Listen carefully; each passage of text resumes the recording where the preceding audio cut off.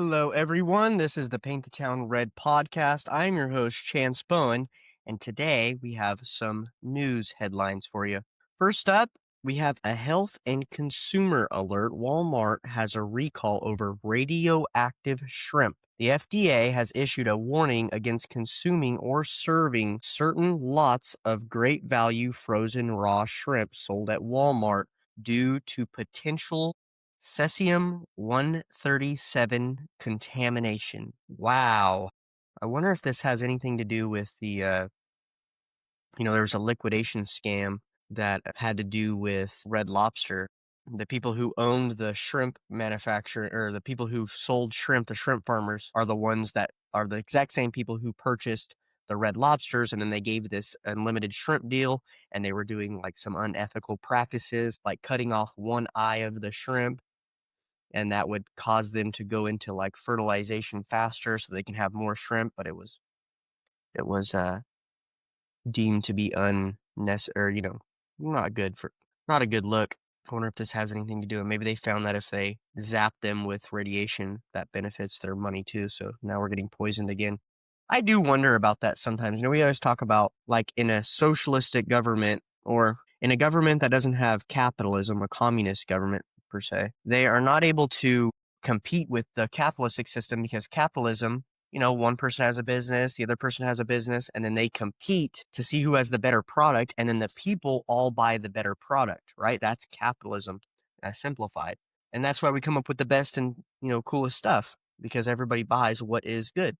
And that used to be the case a long time ago, especially when all these people had these ideas and markets and they were all selling, and then the most successful made it. Nowadays, though, there seems to be a lot of things like the shrimp market, that there's these people that sell things that are actually not the best product. That makes me wonder, well, why is that? Is that a capitalistic flaw? Because we value, one instance I also saw was the orchid, like in the orchid plant that you buy from, Vaughn's and such. Excuse me. They take that and they put it in a small cup, and then they put some fertilizer in there to hold your orchid. But if you keep it in that, the orchid will die within like a few months, and then you have to buy a new orchid. Whereas if you take it and you rinse it all off and get all that dirt out, and you put in another orchid, or you put it in like just a thing of water, the orchid will grow and be fine.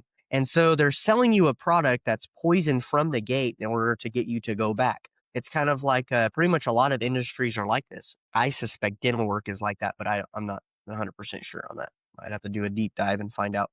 But they're trying to do things to get you to not actually benefit you and help you, but to get you to come back and buy again and buy again. And that's a flaw of capitalism, because that's not the best product. And we're worshiping capital and not the well-being of people. So I often think about that. How do we fix that? Because typically the reason why it's happening so much today rather than in the past is because typically, like I said, they'd compete against each other and then the best would rise to the top. But now you have these monopolies and these giant governmental contracts, and you have all these other factors that come into the play.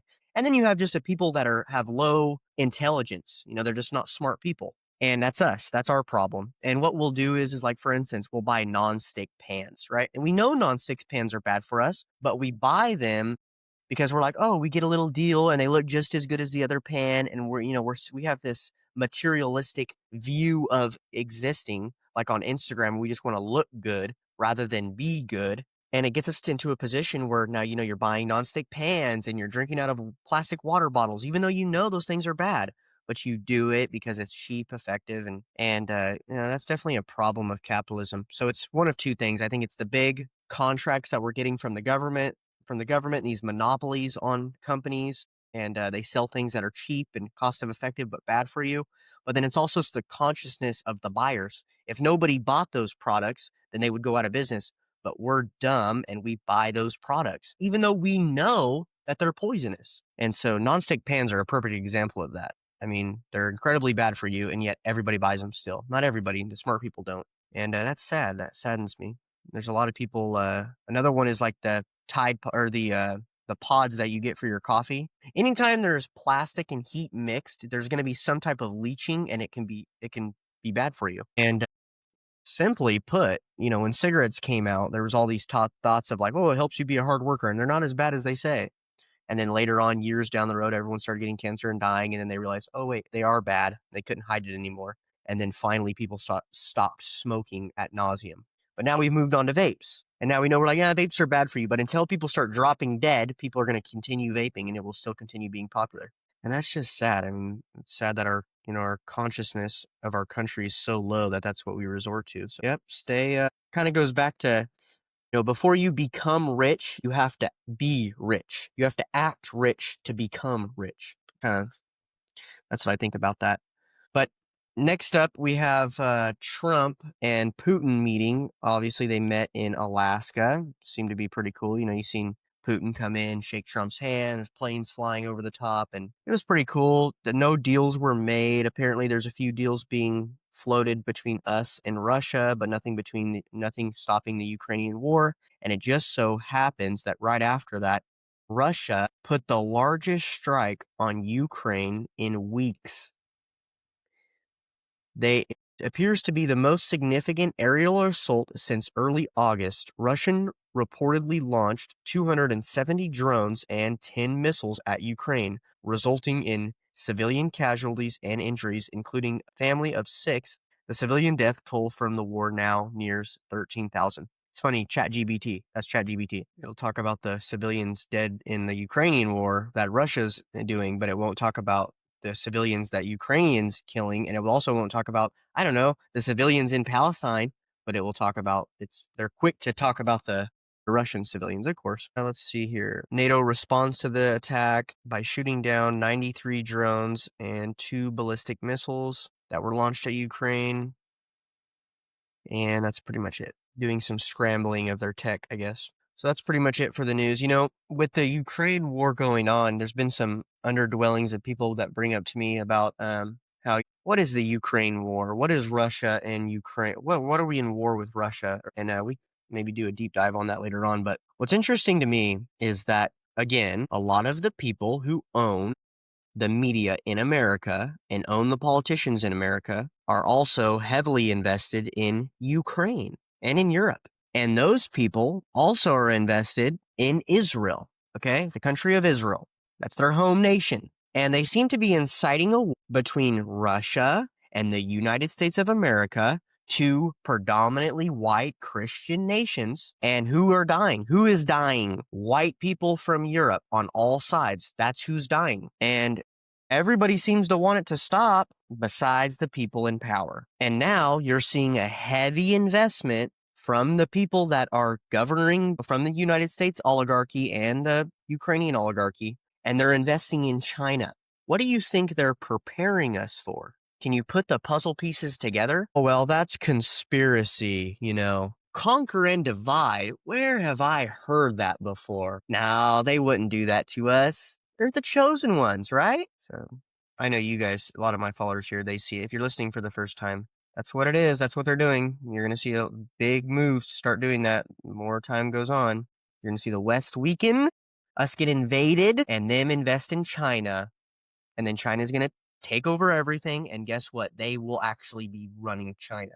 Well, that's never happened before. Well, no, it has. That's kind of it for the news. Kind of my spill on the news. Let's see here. We got Andrew Tate said, we don't want to go too far with the red pill. Soon we will be fighting against the white people in America will be fighting against the Italians and claiming that they're not white because, we did that when the Italians came. And he's just stressing the word. He was talking to Nick Fuentes actually on this case and saying that, we don't want to go too far right and take too many red pills because then we'll be fighting the Italians and, these things and such. I think maybe we go too far on the red pill out of frustration. I mean, we had Elon Musk and Trump promising, doing all of these things. They get to the steps of the unholy synagogue, and you know what they do? They bow down. They don't drain the swamp.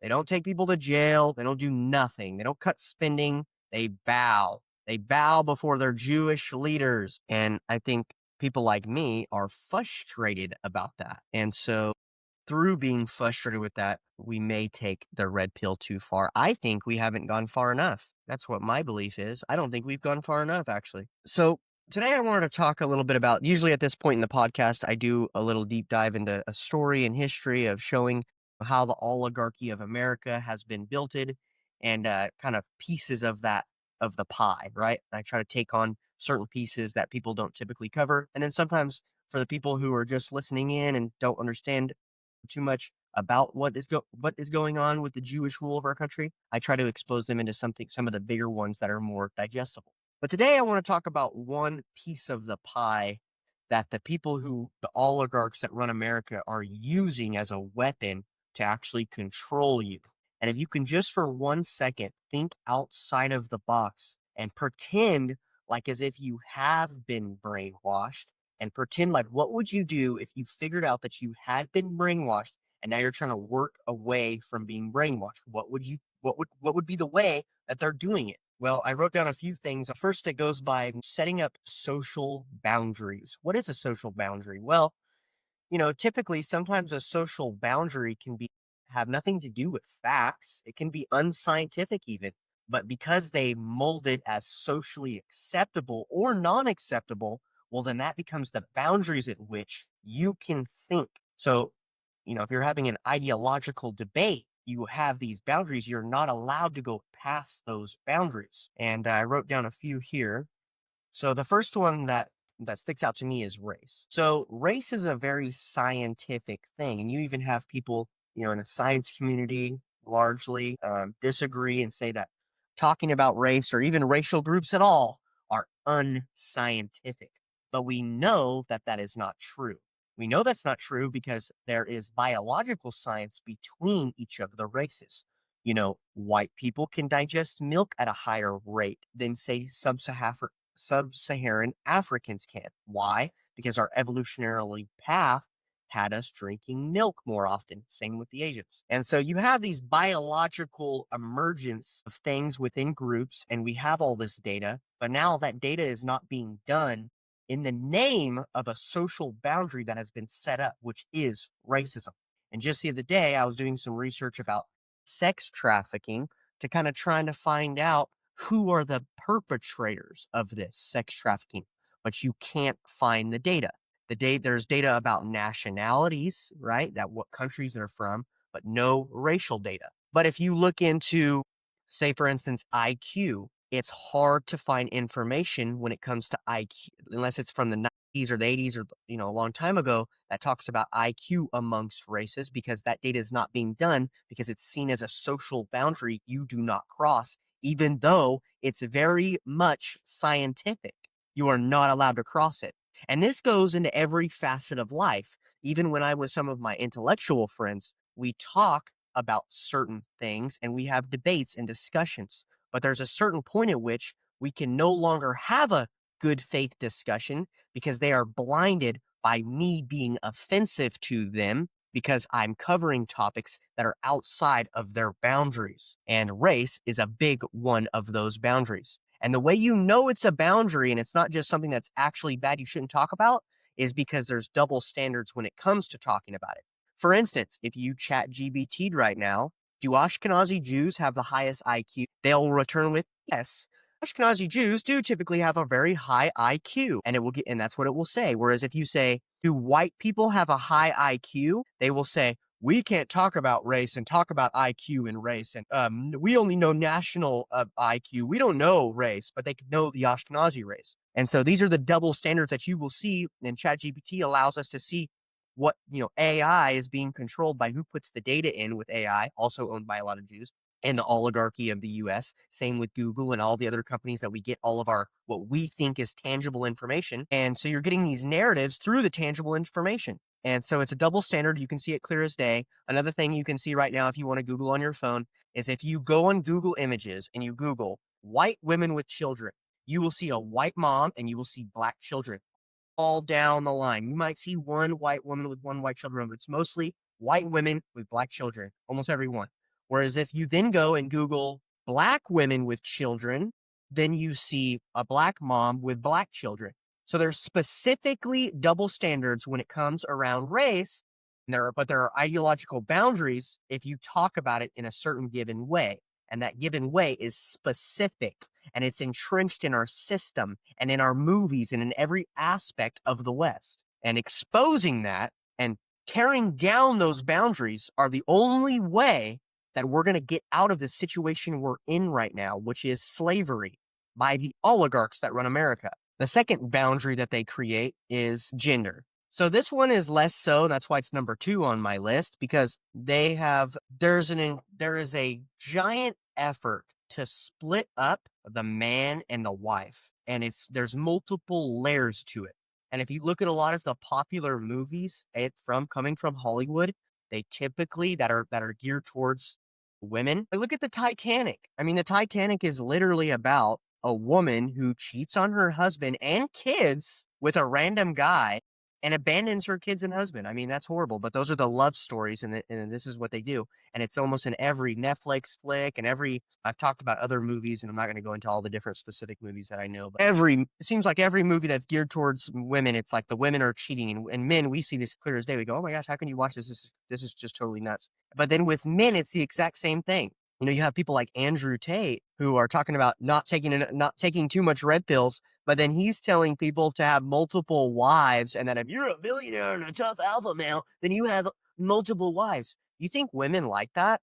You think that brings women and husbands together, or wives and husbands together? No, it doesn't. It's terrible. It's sickening. It's disgusting. And so I hear a lot of people talking about, Nick Fuentes says the N-word. But like, what about Andrew Tate? What about how he wants multiple women, or how he has multiple women with multiple girls and just a total, alpha male is what he says. I don't think that's alpha male. I think being loyal to your wife and being loyal to your family and doing what God says, that's an alpha male. Anyway, so that's one of the things they do, is they set up these boundaries when it comes to gender. And what are those boundaries? Well, you can't talk about women in a negative light. Women can talk about men in a negative light, and how it's systematic that we are a patriarchy, and that how men are oppressing women, and that how marriage in itself is an oppressive creation by men to oppress women and to enslave them to have kids. And then you have the biggest part of so there's the double standards. Men can't talk about women. Women can talk about men in that light. You have these narratives, and I talked to a lot of younger people, and I was actually talking to one recently